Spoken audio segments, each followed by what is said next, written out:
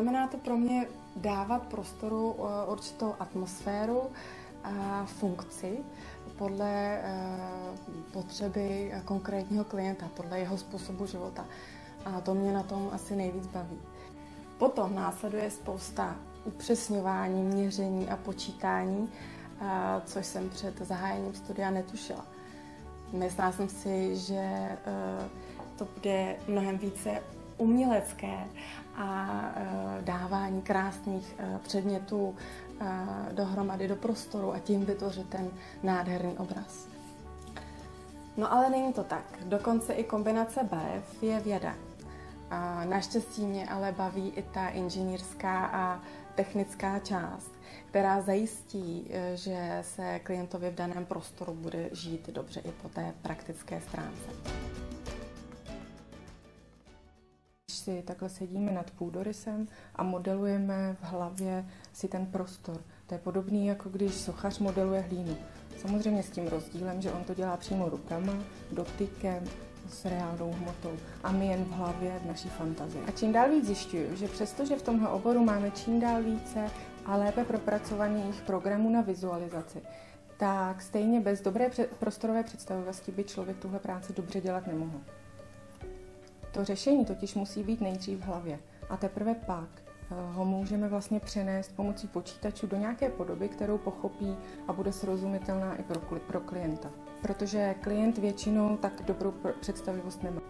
No a holky, rozhodně nesmíme zapomenout na ten krásný úkol sladit barvy a vzory na tapetách a látkách v kombinaci s podlahou a s nábytkem. Moc mě baví experimentovat s různými kombinacemi. Myslím, že se shodneme na tom, že je moc příjemné cítit, že už teď víme, jak na to. Když máme určitý cíl, který potřebujeme naplnit, například rozveselit pokoj, tak už víme, kam sáhnout, aby se to stalo a nebylo to takové prvoplánové a aby to nenarušilo harmonii toho celku.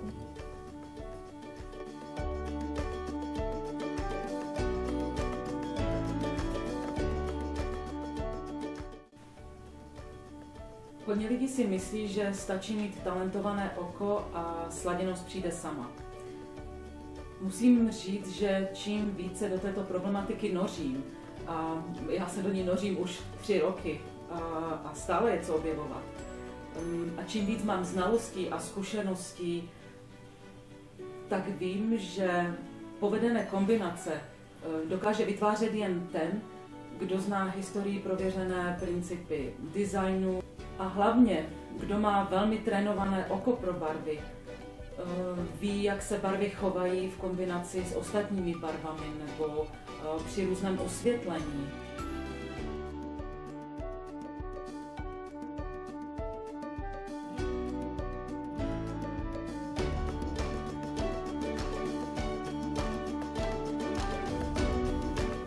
Mám za sebou svůj první návrh a realizaci nerezidenčního prostoru pro klienta, dovozce kávy Café Mahada. Zadáním bylo místo s dotekem exotiky vůní kávy, ne příliš moderní nebo industriální, ale zase rozhodně ne usedlé. Koncept jsem pojala v teplých barvách kávy a slunce. Exotiku jsem do prostor dostala ve formě veliké fototapety s motivem středoamerických zalesněných hor, kde se káva pěstuje. Materiály jsem použila přírodní, hlavně dřevo, na doplňky potom pytlovinu. Já musím říct, že jsem velice ráda, že jsem studovala právě v design škole, protože jsme šli opravdu do hloubky v estetických oblastech. A díky tomu cítím, že se mi daří přicházet s takovými řešeními, které mají šťávu. Ráda používám tapety a textilie a hraju si s různými texturami, protože tyhle věci jsou klíčové pro vytváření nálady místnosti. Je pravda, že v Čechách se s textilem nepracuje tolik, jako třeba v Anglii, kde je to vlastně úplný základ materiálový barevného schému. A je fakt, že design škola nás učila spíše ten anglosaský způsob interiérového designu. To znamená pracovat uceleně. Je smutné, že u nás v Čechách je to dost často obráceně.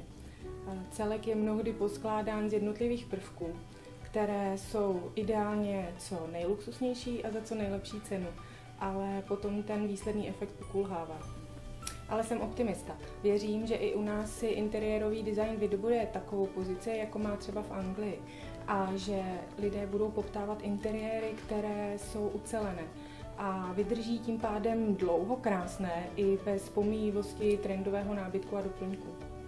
A pak bude samozřejmě větší poptávka po designérech, kteří takové ucelené řešení budou umět doručit. A trh se tím, podle mě, potom sám vytříbí na ty, kteří budou ty odborníci, a pak ty samozvaní všeumělové, jak bych je nazvala, kteří třeba nemají vystudovanou školu a za kterými ty krásné interiéry být ani nemůžou. Já jsem do design školy přišla protože jsem dlouhá léta obdivovala interiéry v zahraničních časopisech a chtěla jsem se naučit takové interiéry vytvářet.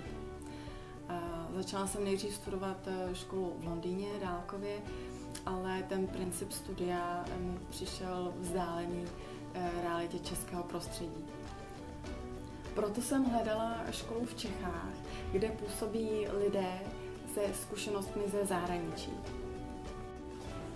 Tohle je asi moje nejzamilovanější fáze projektu, tvorba koncepce a přemýšlení, o čem ten prostor bude, jaké bude mít barvy, materiály, náladu, vzory. Jsem ráda, že jsme se ve škole učili přemýšlet právě koncepčně, přemýšlet nejprve o celém celku a až poté řešit detaily. Dřív jsem byla v podstatě jako moji klienti. Líbila se mi strašná spousta věcí, které jsem chtěla ubytovat v jedné místnosti, když spolu nefungovaly. Tady si myslím uhodila hřebíček na hlavičku. Hodně lidí si myslí, že krásný interiér je pouze součtem krásných věcí do něj nanosených. Tak, jak to bylo, když Pejsek s kočičkou spolu pekli ten dort.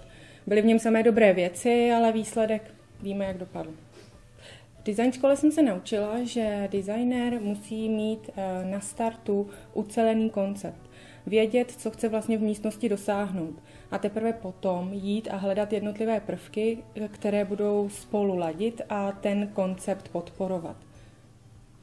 Zároveň musí stále myslet i na jednotlivé vztahy mezi nimi a souvislosti. To je rozhodně fakt. Já si teď dost zakládám na tom, že dokážu klientům dobře vysvětlit, proč by zkrátka některé věci neměly být v jedné místnosti pohromadě. Další pohled, který se mi díky studiu design školy změnil, je vlastně význam textilu a vzorů v interiéru. Musím se totiž přiznat, že na začátku mé kariéry jsem byla spíše praktik a textil v interiéru jsem považovala spíše za lapač prachu. Ale teď už to máme hozené jinak, že ano? Tapet a textilu se v interiéru rozhodně neštítíme. I když u nás je stále spousta lidí proti textilu v interiéru zaujatých. Že akumuluje prach. Nebo že je podobím pro roztoče. Přesně. Ale je nesporná pravda to, že textil v interiéru vytváří příjemno, útulno. Jen málo komu se žije dobře v chladné minimalistické místnosti. No a paráda, to je rozhodně jedno z nejlepších míst v Praze, kam si pro kvalitní textil a tapety dojít. Návrh interiéru je dlouhodobý proces, který má svá pravidla. A my, designéři, jsme tady proto, abychom tím procesem své klienty provedli. Prostě abychom jim pomohli najít jejich osobitý styl a funkční řešení podle jejich způsobu života. A na to nás škola vytrénovala a připravena. Víme, že návrh interiéru rozhodně není o hezké vizualizaci a kvalitní interiér nemůže vzniknout během 2 dnů. Víme, že není bílé jako bílá a že je krotka bežová může vyznít jako nebezpečně romantická rožovka. Je to prostě cesta plná nástrah a je dobré po ní jít s někým, kdo ví, jak na to.